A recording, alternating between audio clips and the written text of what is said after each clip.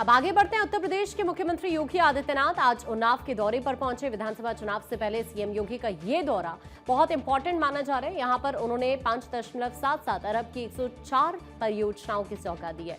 इस दौरान 19 परियोजनाओं का लोकार्पण, 85 परियोजनाओं का शिलान्यास भी यहां पर किया गया है। मुख्यमंत्री ने जिले वासियों को विकास परियोजनाओं की बधाई देते हुए कहा कि अब उन्नाव की कनेक्टिविटी 4 लेन हो गई है। उन्होंने कहा कि अब उन्नाव से दिल्ली और प्रयागराज के लिए सबको बाईपास करके आसानी से पहुंचा जा सकता है। उन्नाव में तेजी से औद्योगिक क्लस्टर विकसित होंगे, जिससे जिले के युवाओं को अब रोजगार के लिए बाहर नहीं भटकना पड़ेगा, उन्हें यही काम मिलेगा। रामायण काल में खर, दूषण, मारीच और सुबाहु ऐसे रहे होंगे जैसे सपा और कांग्रेस के समय में माफिया राज था। माफिया राज था।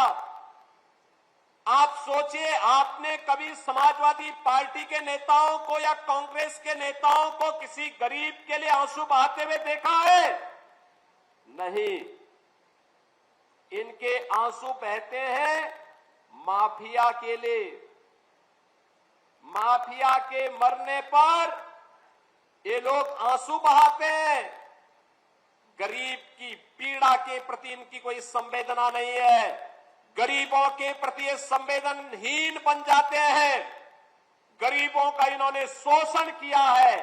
आजादी के बाद सर्वाधिक समय तक इन लोगों ने देश के अंदर शासन किया, लेकिन देश और प्रदेश को दुर्गति के गर्त में ढकेलने में और पहचान के संकट तक पहुंचाने के लिए ये दोनों दल बराबर के जिम्मेदार हैं।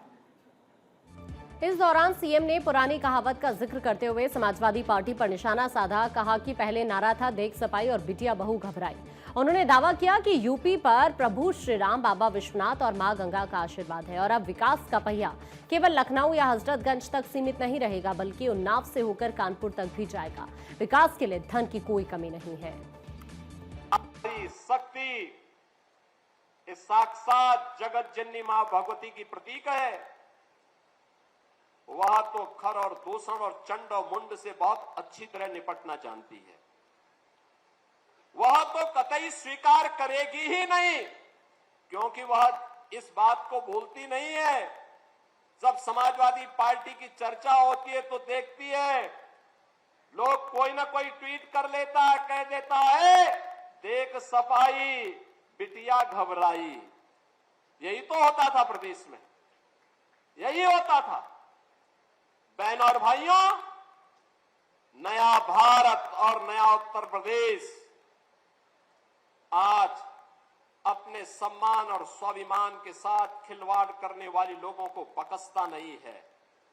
विकास और विरासत के साथ कोई समझौता नहीं करता है। जो भी प्रस्ताव मेरे पास उन्नाव के आए हैं, उन सभी प्रस्तावों को हमने प्राथमिकता के आधार पर लिया है और हमने कहा देखो पैसे की कमी नहीं। अरे उत्तर प्रदेश में तो साक्षात प्रभु श्री राम का आशीर्वाद बरसता है।